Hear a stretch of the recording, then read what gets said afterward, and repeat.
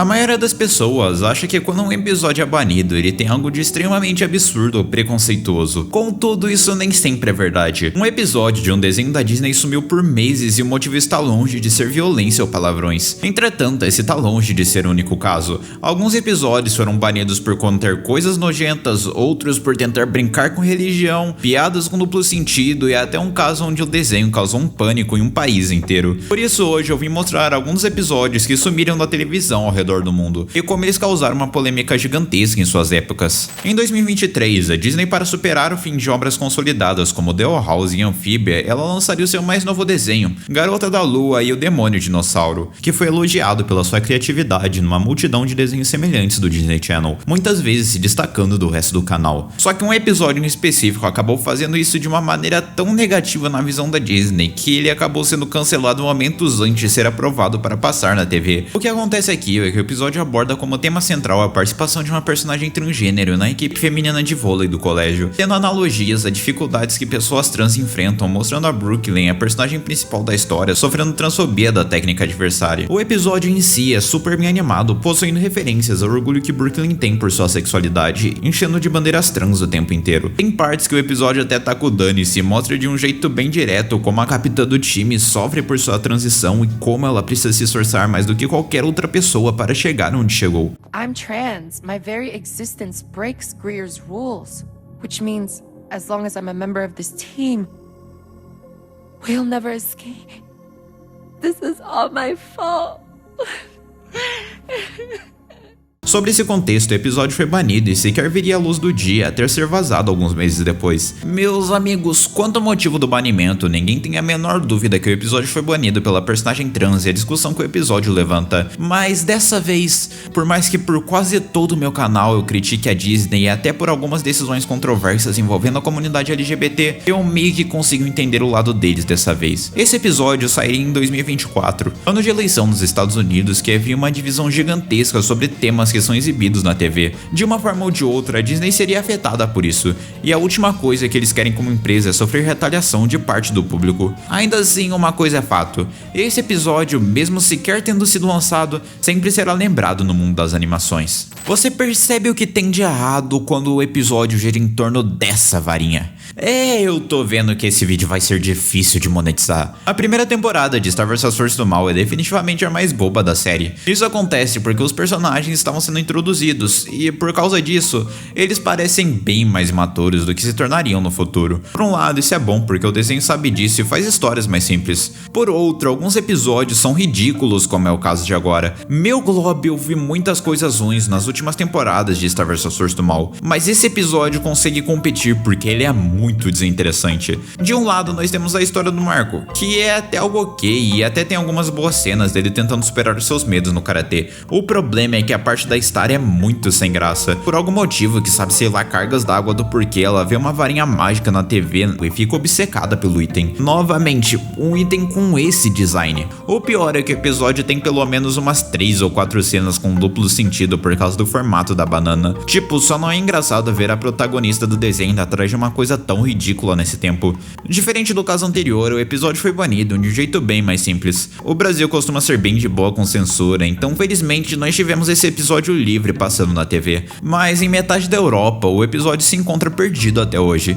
Inclusive, se você é de Portugal e tá assistindo isso aqui, me fala se você sabia da existência desse episódio de Star vs Força do Mal. O mais bizarro é que, como Star vs Força do Mal é dos desenhos que junta 2 episódios de 11 minutos em apenas um episódio de 22 minutos na contagem oficial, esse episódio acabou banindo junto The Mule Independence Day no Disney Plus. O que é tipo, um dos episódios mais importantes da série de longe e começaria a apresentar um plot de toda uma temporada futura. Se tem um desenho que causaria muita controvérsia na Cartoon Network, esse desenho era Clarence Otimista. Porque enquanto em um episódio nós poderíamos ter algo surpreendentemente maduro que brincava com lições filosóficas, no outro nós poderíamos ter uma sequência de cenas nojentas que te davam vontade de trocar de canal. Não ajuda o fato desse desenho ser no mesmo momento de uma das melhores épocas da Cartoon Network em que todos os desenhos estavam em seu auge. Então a régua era bem acima nesse momento. Mas mesmo com todas as polêmicas, um episódio específico conseguiria passar tanto do limite e ser tão absurdamente nojento que ele foi só exibido uma vez nos Estados Unidos e depois nunca mais.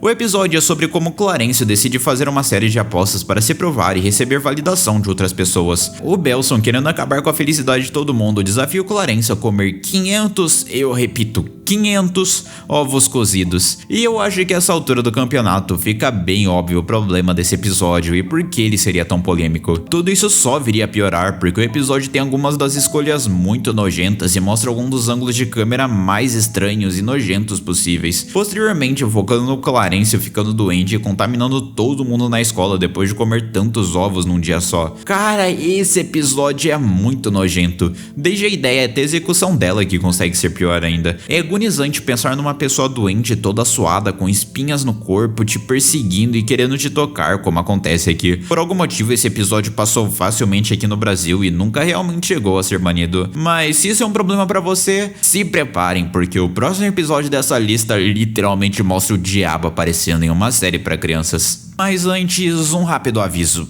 Ou melhor, 2 avisos.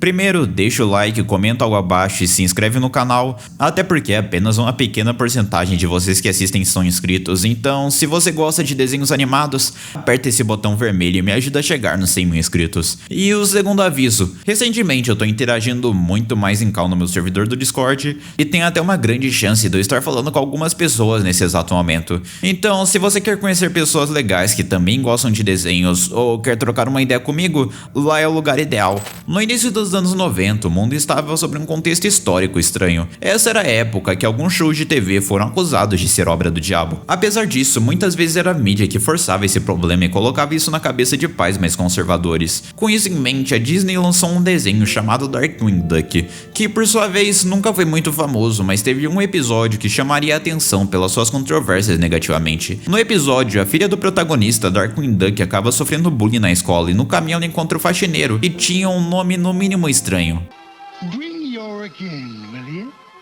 The name's Beelzy. O que acontece é que Beelzy é uma clara referência a Beelzebub, que em resumo a Bíblia o enquadra como o príncipe dos demônios. Dentro do desenho, Beelzy percebe a fraqueza na garotinha e oferece ajuda, a levando para uma biblioteca escondida com livros amaldiçoados de feitiçaria. No início ela até sente algum poder, mas logo descobre que tudo aquilo era apenas um troque para Beelzy roubar a sua força, literalmente mostrando uma criança fazendo um pacto com um demônio na TV. No fim, Beelzebub é até derrotado pelo Darkwing Duck, mas o destaque ficaria para os diversos pais e mães que viram o episódio junto a seus filhos e ligaram na Disney indignados com o que tinha acontecido. As consequências disso foram que a Disney se recusaria a exibir o episódio novamente só pela mancha que ele fez na história da empresa, fazendo com que esse episódio simplesmente desaparecesse para sempre. Até hoje, as únicas gravações do episódio foram cópias VHS de pessoas que gravaram o episódio na época de lançamento do mesmo. Esse episódio é uma coisa complicada, porque diferente dos outros episódios dessa lista, esse episódio foi banido, ou melhor, nunca exibido ou sequer terminado, não por culpa do episódio em si, mas sim por uma burrice total da equipe de marketing do desenho. Como as empresas sempre fazem, o Adult Swim precisava divulgar o mais novo trailer de seu filme do desenho animado, o Aqua Teen Hunger Force. A ideia genial da equipe de marketing então foram pegar pequenas peças de LED ligadas por pilhas que acesas remeteriam uma criatura do filme. No fim, a equipe do desenho conseguiu mais ou menos 30 painéis de LED para fazer a propaganda. O problema é que o painel de LED parecia algo como isso, com 4 pilhas conectadas. Agora imagina você,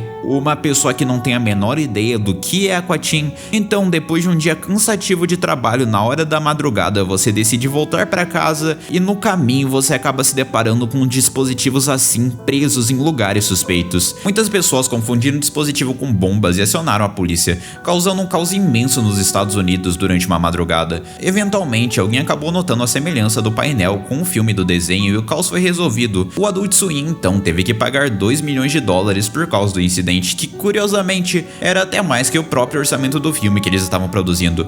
Muitos tempos depois, a equipe do desenho decidiu aproveitar a situação e fez um polêmico polêmico episódio que parodiava o que aconteceu na vida real, onde os protagonistas acabariam plantando baterias pela cidade e até fazendo uma referência ao verdadeiro painel de LED que causou o incidente. Durante todo o processo de fazer esse episódio, a crew do desenho ficou muito em dúvida entre lançar ou não. Afinal, fazer piada em algo que causou muita instabilidade em algumas cidades poderia ser muito mal visto.